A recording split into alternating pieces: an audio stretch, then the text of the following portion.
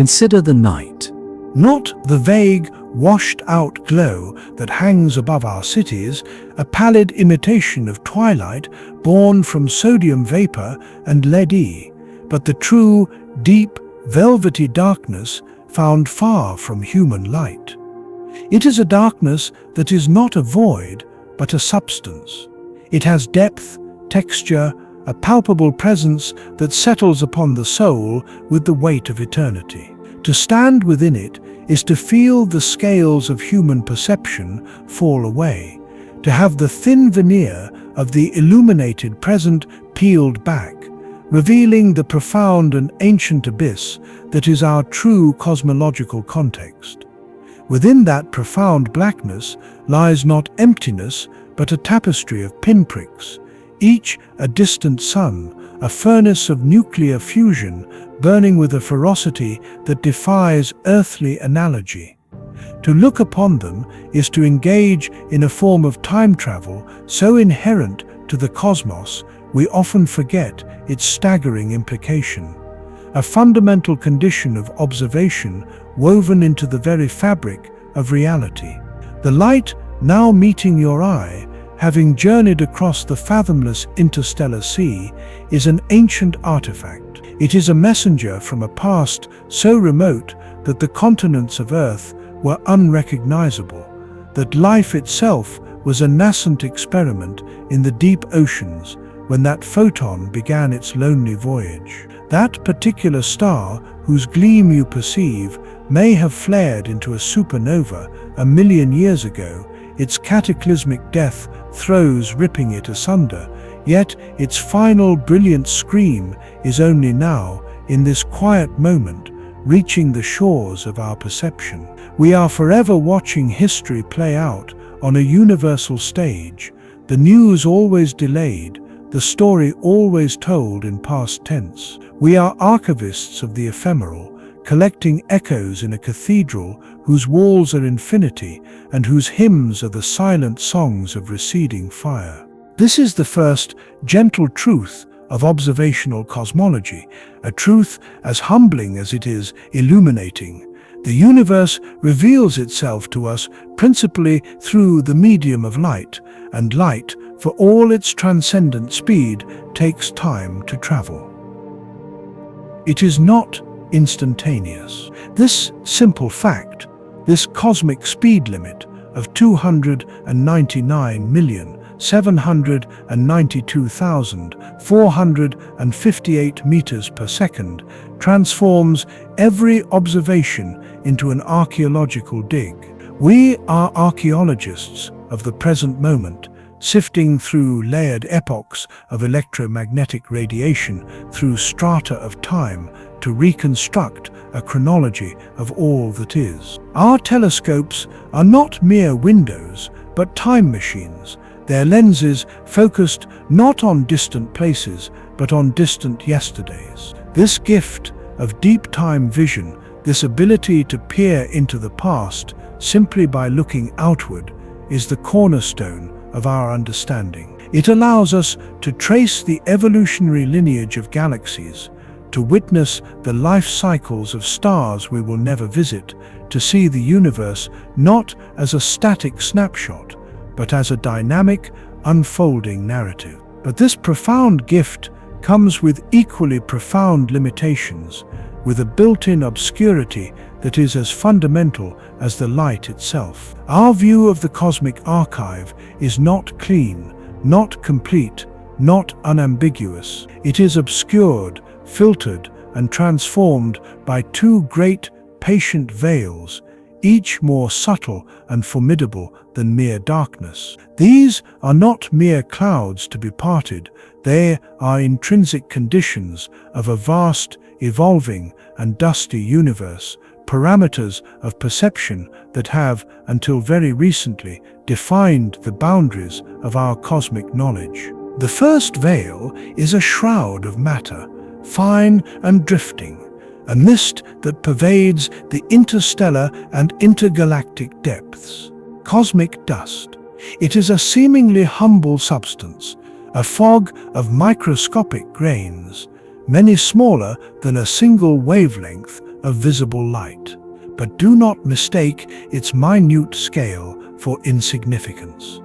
These motes are the soot of creation, forged in the violent final breaths of dying stars.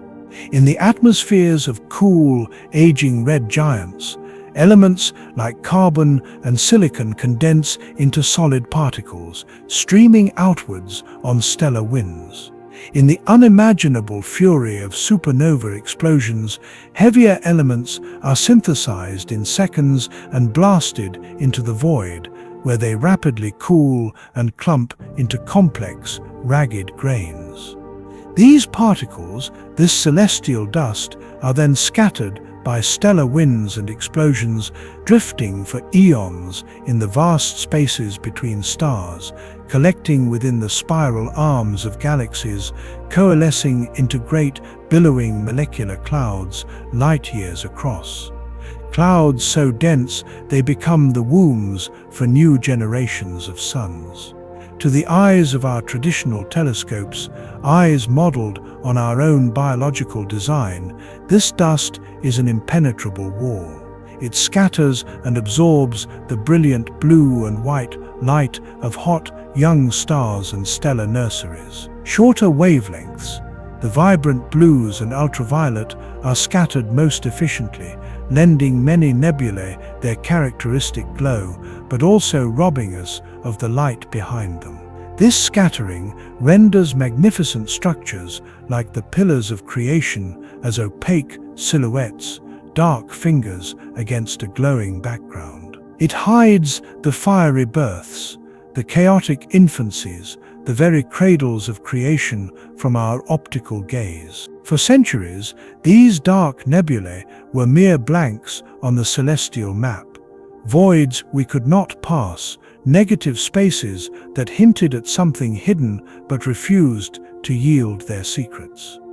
They were the closed chapters of the galactic story. The second barrier is not an obstruction of matter, but a transformation imposed by the very geometry of reality itself.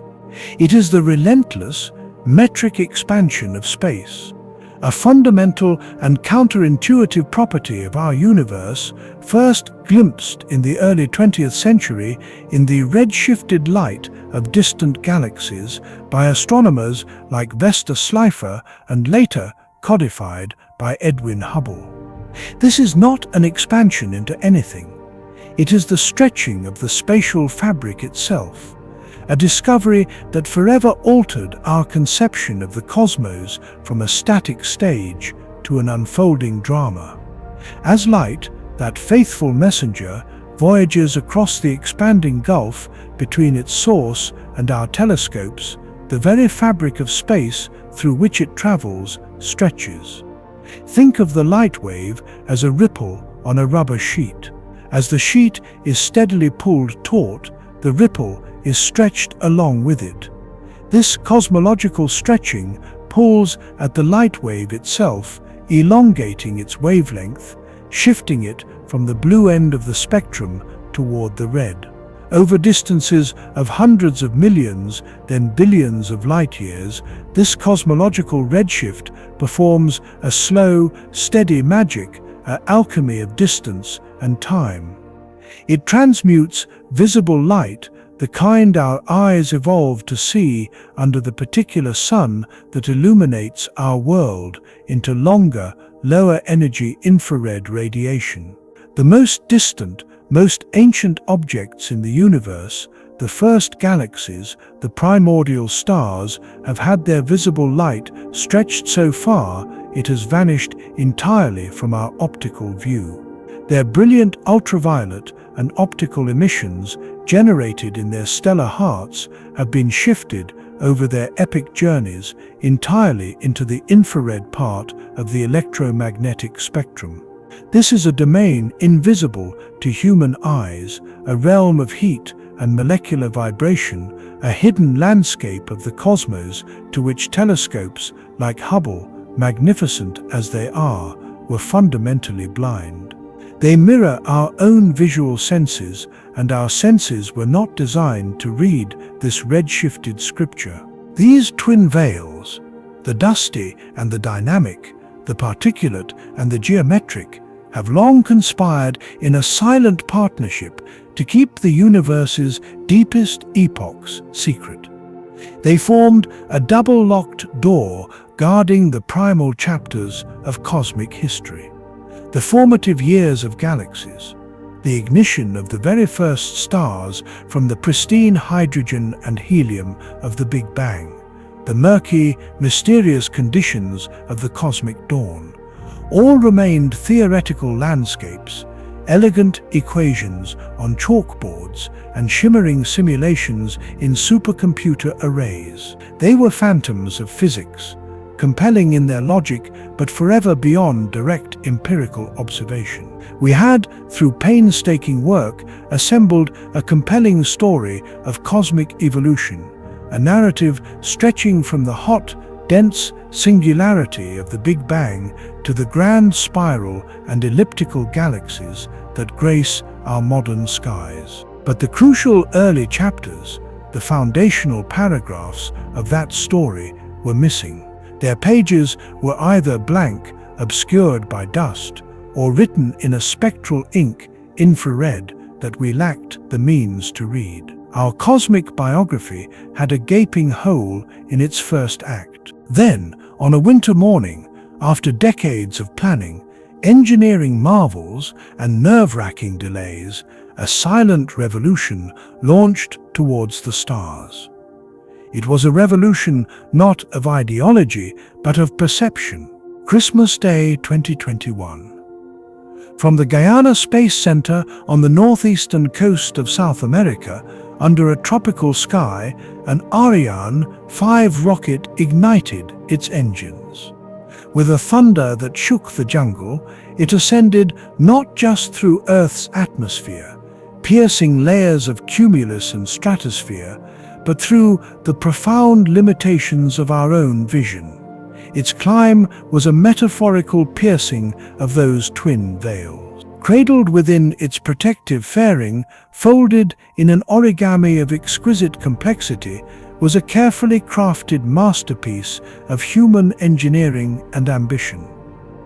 The James Webb Space Telescope, dubbed by some as the Golden Eye for its vast, segmented primary mirror, a honeycomb of 18 hexagonal beryllium segments, each painstakingly polished and coated in a microscopic layer of gold, scarcely 1,000 atoms thick, optimized to reflect infrared light with supreme efficiency. This was no mere successor, no incremental upgrade to the Hubble Space Telescope. It was a philosophical and instrumental leap, a new kind of sense organ for humanity, designed to perceive the universe in a fundamentally different light. Where Hubble saw the universe in the vibrant palette of our sunlit world, Webb was built to see the universe in the glow of its birth heat and through its dusty shrouds. A $10 billion symphony of international collaboration between the National Aeronautics and Space Administration, the European Space Agency, and the Canadian Space Agency.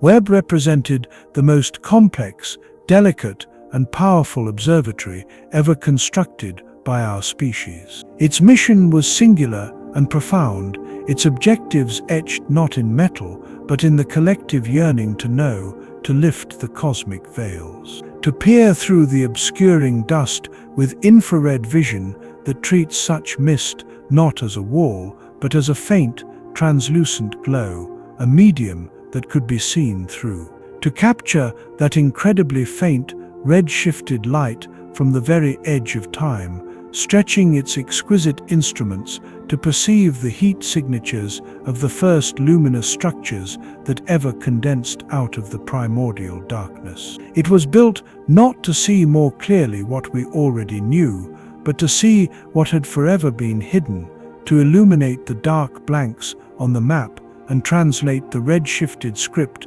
of the early cosmos. The journey to operational readiness was a saga in itself, a harrowing sequence of deployments involving hundreds of single-point failure mechanisms, steps that had to work perfectly the first time, with no possibility of repair, 1,000,000 miles from Earth.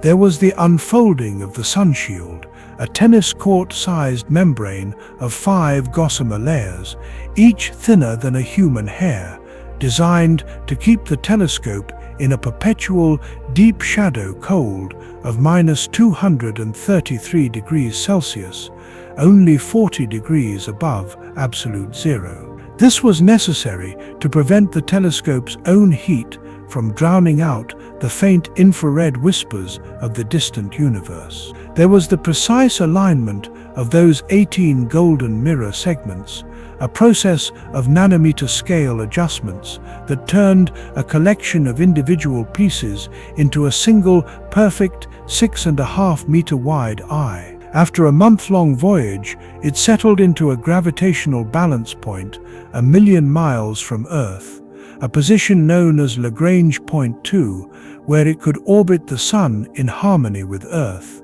its sunshield permanently positioned to block light from both Sun and Earth. Then came months of meticulous calibration, of cooling, of testing. Finally, in July of 2022, it opened its eye. It turned its gilded gaze toward the darkness and began its work in earnest. And the universe, as if it had been awaiting this moment, as if it had held its oldest secrets in reserve for an audience finally capable of comprehending them, began to whisper.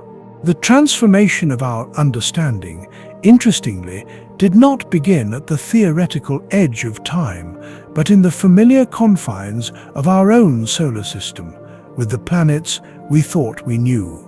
The first images released were engineering tests, calibration targets, yet they immediately revealed the new reality. Webb was ushering in. They demonstrated that even in our backyard, our vision had been myopic, constrained by the narrow band of light our eyes could see. Consider Neptune. For decades, since the Voyager 2 spacecraft's fleeting flyby in 1989, our collective mental image of this distant ice giant has been defined by a striking, profound azure blue, a serene and beautiful disk hanging in the black. That color is a story of subtraction. Methane in Neptune's upper atmosphere absorbs the red component of incident sunlight, reflecting back the blue. It is a world defined by the light it rejects. But to Webb's infrared gaze, that familiar identity vanishes, dissolved by the very chemistry that gave it character in visible light. Methane, it turns out, is also a voracious absorber of infrared radiation. Under this new light, the planet's disk appears not blue but dark, a ghostly, dimmed orb etched against the deeper black of space. This darkness, however, is not a loss of information. It is a gift.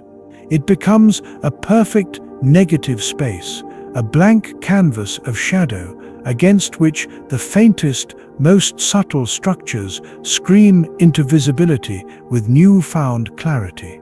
For the first time in human history, we see Neptune's delicate ring system in its entirety, not as faint, inferred smudges or arcs, glimpsed only in the most careful observations, but as crisp, narrow bands of dust and ice, a miniature, elegant echo of Saturn's grandeur.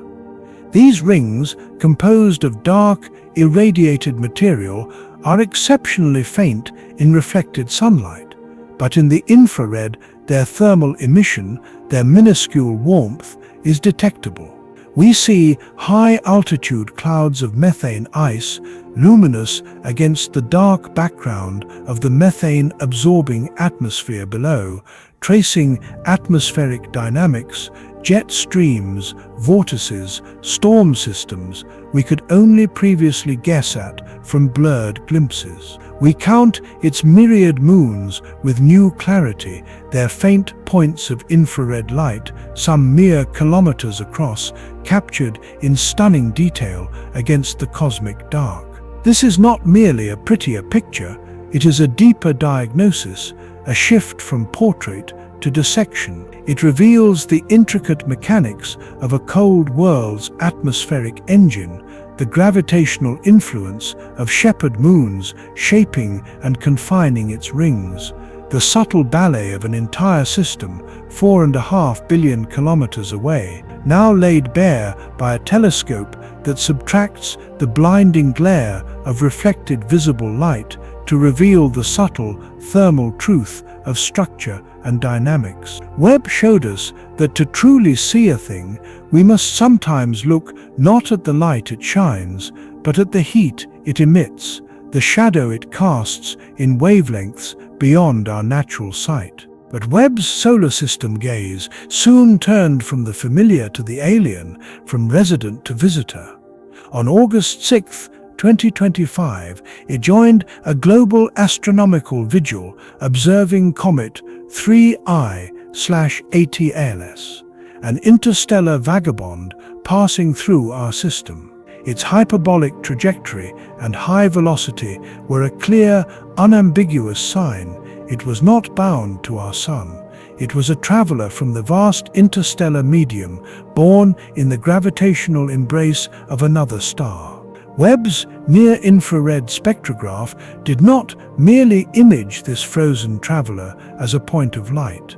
It performed an act of remote chemical divination. It tasted the comet's light, dissecting its spectrum into a rainbow of infrared wavelengths, each dip and peak a unique molecular fingerprint. What it found was a revelation that resonated with profound implications. The comet was extraordinarily rich in carbon dioxide and water vapor, with a ratio of carbon dioxide to water among the highest ever recorded in any comet, interstellar or native. This was not an inference, not a model, but a direct, incontrovertible sample of the primordial building blocks from another stellar nursery, a chemical telegram from a different corner of the galaxy. The implications of this single measurement are profound and humbling.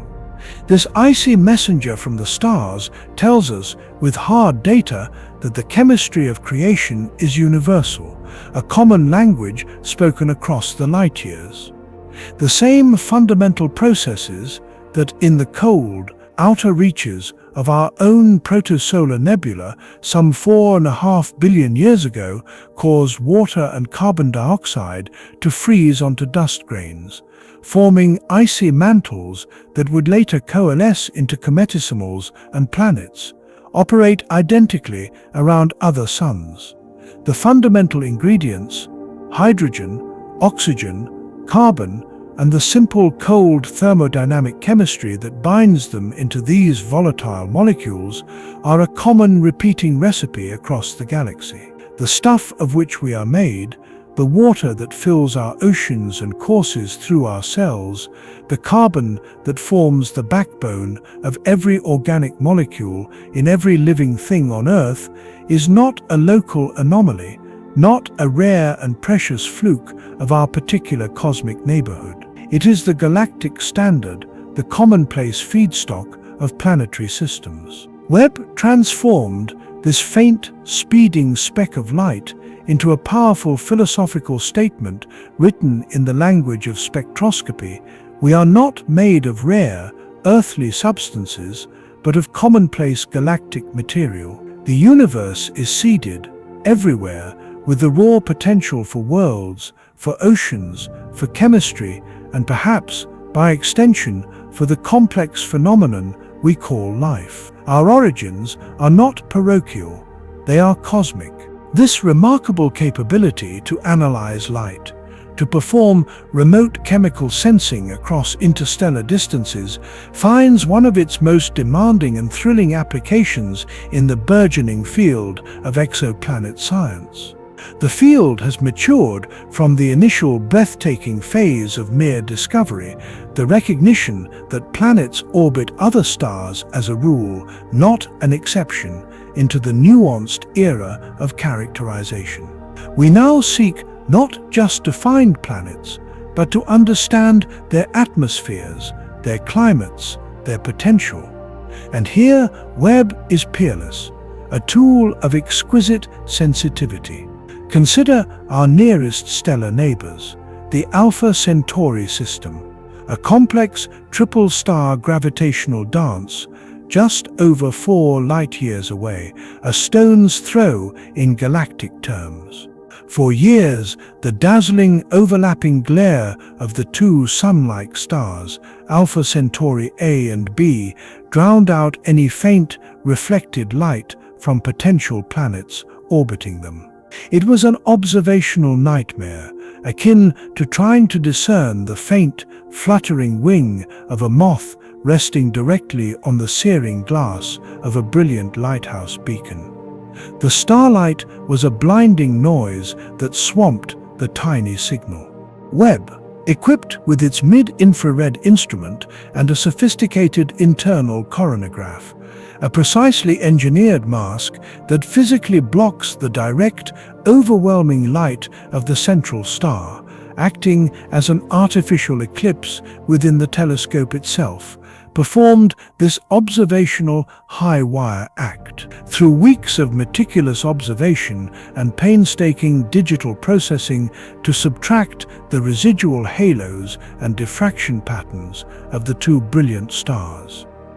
A faint, persistent, statistically significant point of light emerged in the vicinity of Alpha Centauri A. The candidate, designated as a potential gas giant with a mass perhaps akin to Saturn's, represents, if confirmed, the closest exoplanet ever directly imaged. Its suggested orbit, elliptical yet passing through the star's habitable zone, that theoretical band where temperatures might allow liquid water to exist on a rocky surface, is a tantalizing clue written in celestial mechanics. While a gas giant itself is no abode for life as we know it, its existence is a powerful proof of concept. It confirms that planet formation is a robust and common process even in the dynamically complex environment of a binary or multiple star system. And it ignites a fervent hope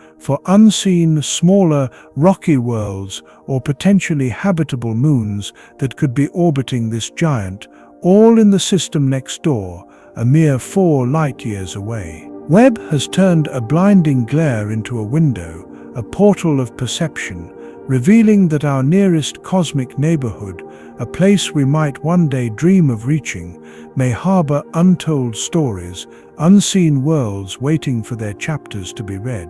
To understand how such worlds come to be, to trace their lineage, we must travel farther, beyond the solar neighborhood, into the great stellar nurseries of our Milky Way galaxy.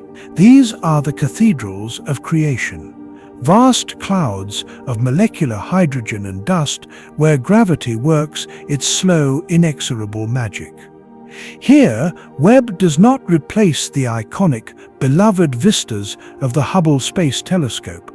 It complements them in the most profound way, peeling back layers that Hubble could not touch, revealing the internal anatomy of these cosmic wombs. The pillars of creation in the Eagle Nebula, some 6,500 light-years away, were immortalized by Hubble invisible light. That image is one of majesty and mystery, majestic, cathedral-like columns of cool gas and dust, backlit by the fierce ultraviolet radiation of newborn, massive stars just outside the frame. They appear as structures of absence, dark, towering silhouettes against a glowing background of energized gas. They are defined by what they block, but what lies within them? What dramas of birth and collapse are hidden in those dark trunks? Hubble, for all its power, could only hint, could only show us the opaque outer walls. Webb's near-infrared camera answers the question with breathtaking clarity. The very dust that is opaque to visible light becomes semi-transparent in the infrared. The pillars no longer appear as dark silhouettes. They now glow with an ethereal, heat-borne light of their own, a soft luminescence from warmed dust grains. Inside them, thousands of previously hidden infant stars blaze forth as crimson orbs, embedded like fiery jewels in the dusty matrix. We see not just the structures, but the dynamic processes in vivid detail. Bright red, luminous regions of energized hydrogen molecules, excited by the violent supersonic jets spewing from these stellar newborns, reveal the furious tantrums of adolescent stars still ensconced in their dusty wombs, struggling to break free. The pillars are not static monuments to creation. They are violent, evolving, ephemeral birth chambers, being simultaneously eroded from the outside by the blistering radiation of nearby massive stars and shredded from within by the energetic outflows of their own children. Webb reveals the chaos and beauty of stellar birth in a single transformative image, showing us that creation is not a gentle process, but a turbulent, destructive, and glorious struggle against gravity and radiation. Similarly, the so-called cosmic cliffs of the Carina Nebula, another Hubble masterpiece showcasing a stunning landscape of gas and dust, are utterly transformed under Webb's infrared gaze. What appeared in visible light as a majestic, almost mountainous landscape of glowing gas becomes, in infrared, a sharply defined, turbulent interface of forces. We can trace with unprecedented clarity the blistering ultraviolet winds and radiation from monstrous young O-type stars, each burning with the power of millions of suns, sculpting the nebula material, evaporating it, blowing vast bubbles and triggering new rounds of star formation through compression at the boundaries of these bubbles. This is astrophysics in action, a real-time laboratory on a scale of light years, where the theoretical concepts of stellar feedback, radiation pressure, and triggered star formation are written across the sky in the vivid script of dust and ionized gas. Webb acts as a translator, allowing us to read this dynamic narrative of cause and effect on a cosmic scale. Within these turbulent nurseries, Webb has begun to find the extremes, the outliers that test and stretch our theories of star formation. In the remote galactic outskirts of a region known as Sharpless, 284, some 15,000 light-years away from Earth, it discovered a protostar of staggering might, a behemoth in its fetal state, containing roughly 10 times the mass of our Sun and still actively accreting material from its surrounding envelope. This is a star being born not with a whimper, but with a cataclysmic roar that echoes across light years. From its poles erupt colossal bipolar outflows, jets of superheated gas, channeled and focused by powerful magnetic fields, launched at velocities of hundreds of kilometers per second. These jets are not mere tendrils, they are titanic structures spanning a mind-numbing 8 light-years in length, nearly twice the distance from our Sun to its nearest stellar neighbor, Alpha Centauri. They act as cosmic snowplows, clearing vast conical cavities in the surrounding molecular cloud, shocking and heating the gas they plow into, creating glowing knots known as Herbig-Haro objects. This object, a Herbig-Haro object of exceptional power and scale, is a rare and precious glimpse into the violent, poorly understood birth of a massive star. Massive stars are the engines of galactic evolution, but they form quickly, live briefly, and are often hidden in their dusty cocoons during their formative years, making them hard to study. But the environment of this particular protostar adds another layer of profound significance. It lies in a region of our galaxy noted for its extremely low metallicity. In astronomical terms, metals refer to all elements heavier than hydrogen and helium. This region is pristine, poor in these heavier elements, mirroring the chemical conditions of the early universe, before multiple generations of stars had lived and died, forging carbon, oxygen, iron and silicon in their cores and scattering them in supernovae. By studying this single, colossal birth in a metal-poor environment, we are granted a potential proxy, a living fossil, for understanding how the very first stars in the cosmos, the legendary population 3 stars, monstrous, pure hydrogen-helium behemoths that may have been hundreds of times the mass of the Sun, may have formed and behaved. Webb is thus providing us with a window not just into a rare event in our modern galaxy, but potentially a window back to the very first stellar genesis events that ended the cosmic dark ages and began the process of enriching the universe with the elements of planets and life. The story of cosmic creation does not, of course, end with the star itself. Around a young star, the remnant disk of dust and gas that did not fall into the stellar furnace begins to coalesce through collisions and gravitational instabilities into planets. Webb's keen infrared eyes and unparalleled spectroscopic abilities allow it to probe these protoplanetary disks in detail, and even to investigate the circumplanetary disks that form around giant planets themselves, the nurseries for future moon systems, miniature versions of the stellar disk. In the system known as CT-Chat, over 600 light-years away, Webb's mid-infrared instrument performed a revolutionary act of remote chemistry. It took the first direct chemical inventory of such a moon-forming disk around a young massive exoplanet, a gas giant several times the mass of Jupiter. The findings were as astonishing as they were illuminating.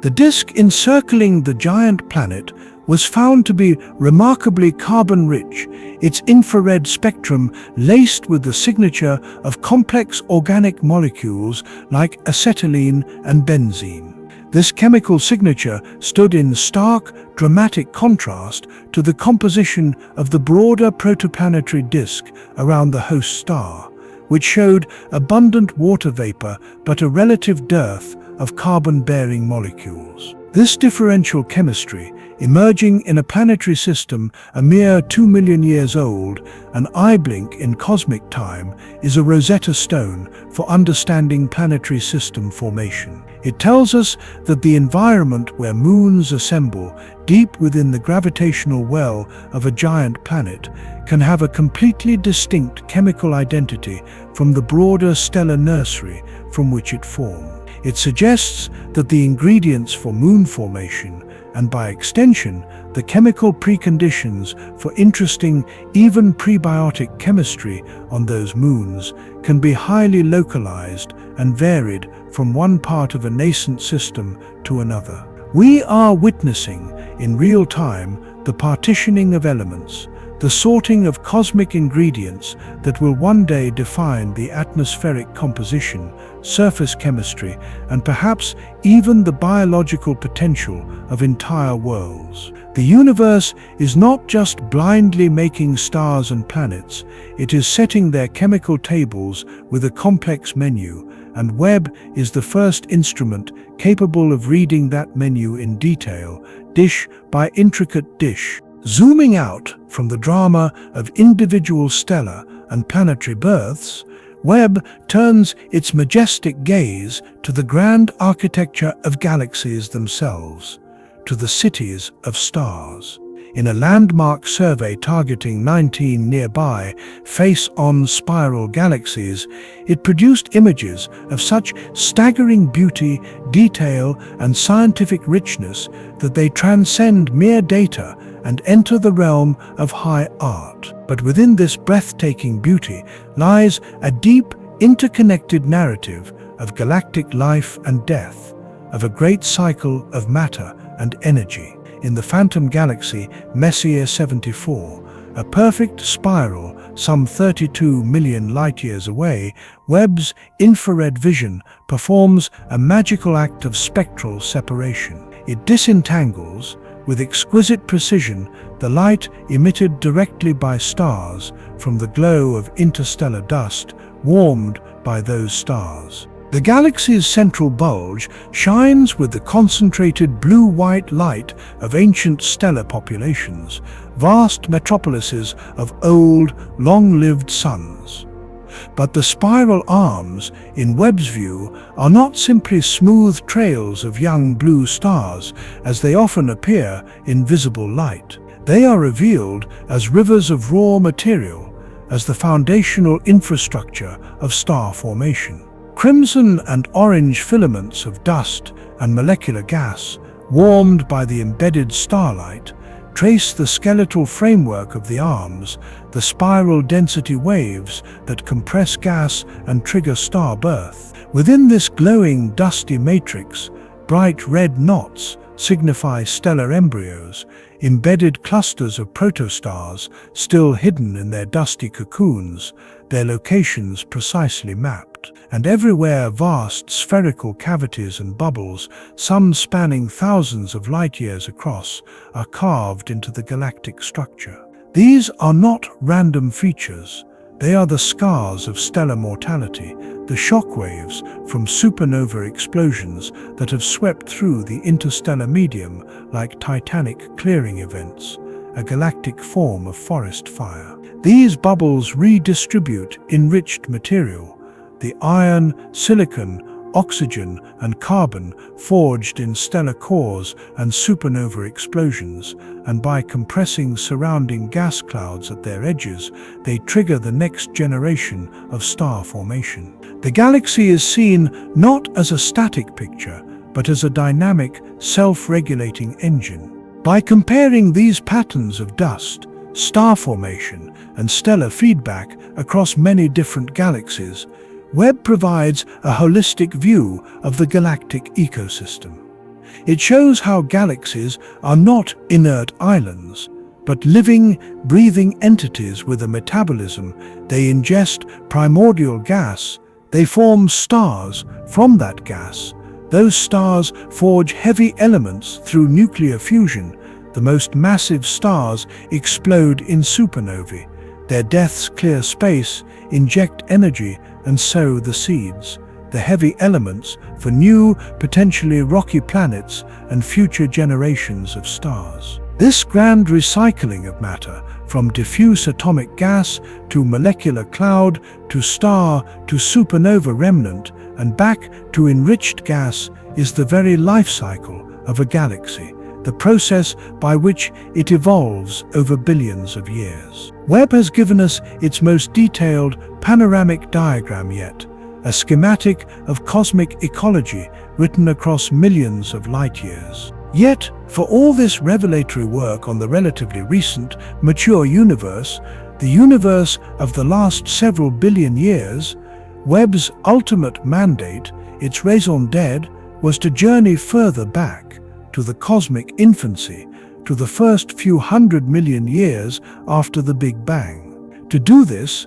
it employs not just its own phenomenal light-gathering sensitivity and infrared optimization, but a gravitational trick predicted by Albert Einstein's theory of general relativity, a trick that turns the universe's own mass into a natural telescope. This phenomenon is known as gravitational lensing. When Webb observes a massive foreground galaxy cluster, like the cluster known as RxJ 2129, it uses the cluster's immense gravity, which warps the fabric of spacetime around it, as a natural magnifying glass. This warping bends the paths of light rays from far more distant galaxies lying directly behind the cluster, amplifying their brightness and distorting their shapes into long, thin arcs, crosses, and multiple mirrored images. In one such profound observation, Webb didn't just see a distant galaxy, it bore witness to a single, catastrophic event within one, a supernova explosion in a galaxy far behind the cluster. Due to the different paths its light took as it was bent around the gravitational lens of the foreground cluster. The light from this one supernova arrived at different times, creating not one image of the explosion, but multiple images scattered across the sky in the same field of view, echoes of a single ancient cataclysm. By meticulously measuring the time delay between these apparitions, a delay of days or weeks, astronomers can perform a fundamental cosmic measurement. They can calculate the expansion rate of the universe, the famous Hubble constant, with exquisite, independent precision. This single, elegant observation ties Webb's deepest visions of the ancient universe directly to one of modern cosmology's most pressing and contentious puzzles. The precise value of this constant, which describes how fast the universe is stretching itself apart at the present epoch.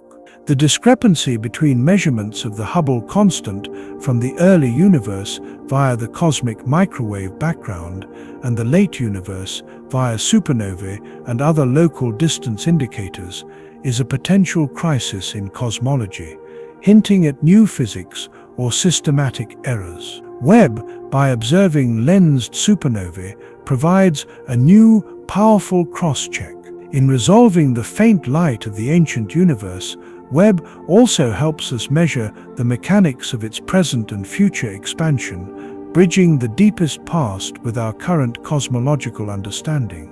And so we finally arrive at the frontier, the bleeding edge of cosmic time. Pushing its instruments to their theoretical limits, as part of ambitious deep field surveys like the JWST Advanced Deep Extragalactic Survey, Webb has begun to harvest the most distant, most redshifted galaxies ever detected by science. The light from these objects has been stretched by a factor of 12, 13, 14 or more by the expansion of the universe, placing virtually all their energetic emission deep into the infrared.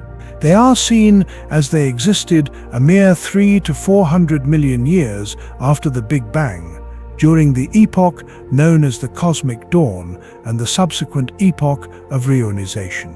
The expectations from our standard cosmological models, the lambda cold dark matter model, were clear and well established. Galaxies at this extremely early time should be small, faint, and primitive, just beginning to coalesce from the primordial haze of dark matter and gas.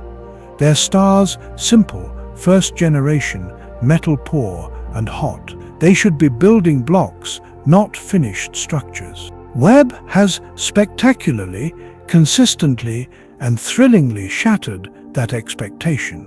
Galaxies like the now famous JWST 14-0, spectroscopically confirmed at a redshift of 14.32, meaning we see it as it was only about 290 million years after the universe began, are not small and faint. They are bright, extended, and surprisingly mature. Spectroscopy reveals they already contain significant amounts of dust, that very cosmic soot that requires earlier generations of stars to have lived, died, and enriched the cosmos with heavy elements. This implies a staggeringly rapid pace of star formation, life, and death in the universe's first couple of 100 million years, a timeline that compresses what we thought were gradual processes into a frenetic, explosive, early chapter. Another contender, spotted in May 2025 and tentatively nicknamed, represents a potential glimpse even earlier. Their sheer existence, luminosity, and apparent maturity pose a profound, wonderful challenge to our theoretical frameworks. How could galaxies grow so large, so massive, so quickly? How could stars form with such breathtaking efficiency in an era the models suggested was one of slow, gradual gravitational accumulation in shallow potential wells? How did dust, the product of stellar death, become so abundant so soon? This is where Webb's discoveries force us to confront the limits of our knowledge, to question our assumptions, and to entertain radical, exciting possibilities. One compelling hypothesis, resurrected and given new urgency by Webb's findings, revisits the theoretical concept of dark stars. Proposed by theorists like Catherine Fries and others, these would not be stars as we classically understand them, powered by the nuclear fusion of hydrogen into helium in their cores. Instead, they would be fueled by the annihilation of dark matter particles within their cores. In the early, denser universe, dark matter, the mysterious, invisible substance that makes up about 85% of all matter, would have been concentrated in vast, dense halos. If certain types of dark matter particles, such as weakly interacting massive particles, are their own antiparticles, they could annihilate upon collision, converting their mass directly into energy, according to Einstein's equation. A primordial star forming at the center of such an exceptionally dense dark matter cloud could be powered by this exotic, continuous annihilation process. Such a dark star could grow to be millions of times the mass of our Sun, glowing not with the fierce blue-white heat of a fusion star, but with a cooler, redder, long-lived infrared glow, and emitting prodigious amounts of infrared light across eons. A few such monstrous, dark matter-fueled objects in a primordial galaxy could easily explain the surprising brightness, size, and infrared characteristics of Webb's earliest galaxy candidates. We may not, in those first deep-field images, be looking at clusters of normal fusion-powered stars at all, but at the gargantuan, slow-burning beacons of dark matter annihilation, a direct, observable link between the most mysterious, dominant substance in the universe and its very first luminous structures.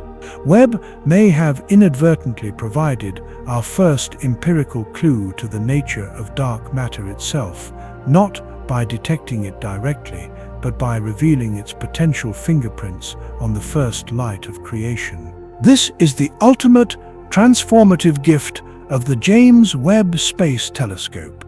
It has done more than deliver pretty pictures, though it has certainly done that with an artistry that stirs the soul. It has done more than merely confirm existing theories, filling in expected details. It has become an engine of productive confusion, a revealer of cosmic puzzles more fascinating and profound than our prior neat certainties. It has shown us that the universe's infancy was more dynamic, more creatively violent, more strangely and wonderfully physics-driven than we ever conceived in our most ambitious simulations. It has connected in a single continuous narrative the chemistry of interstellar comets to our own biochemical origins, the violent, jet-driven birth of massive stars to the conditions of the first cosmic dawn, the death of stars in supernovae to the birth of new galaxies, and the first glimmers of light in the cosmos to the enigmatic, pervasive presence of dark matter.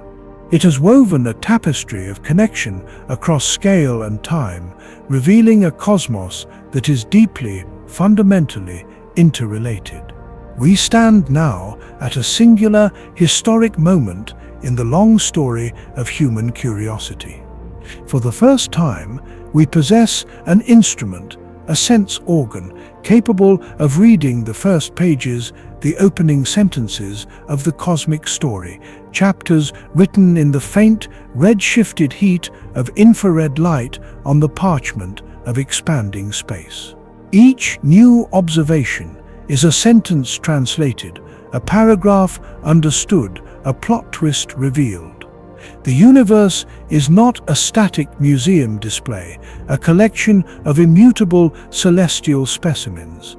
It is a dynamic, evolving, and deeply interconnected narrative, an epic still being written, and Webb is our most powerful lens for reading its current text.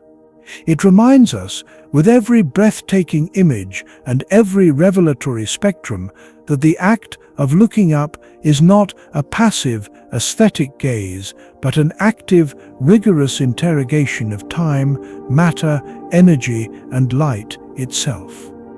It is a conversation with the cosmos, and for the first time, we have a tool that allows us to hear the universe's whispers from the dawn of time, as it continues its silent, frigid vigil a million miles away, with potentially decades of revolutionary discovery ahead. One truth becomes luminously, undeniably clear: we have only just begun to see.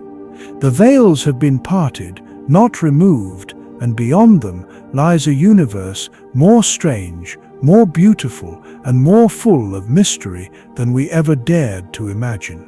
Good night.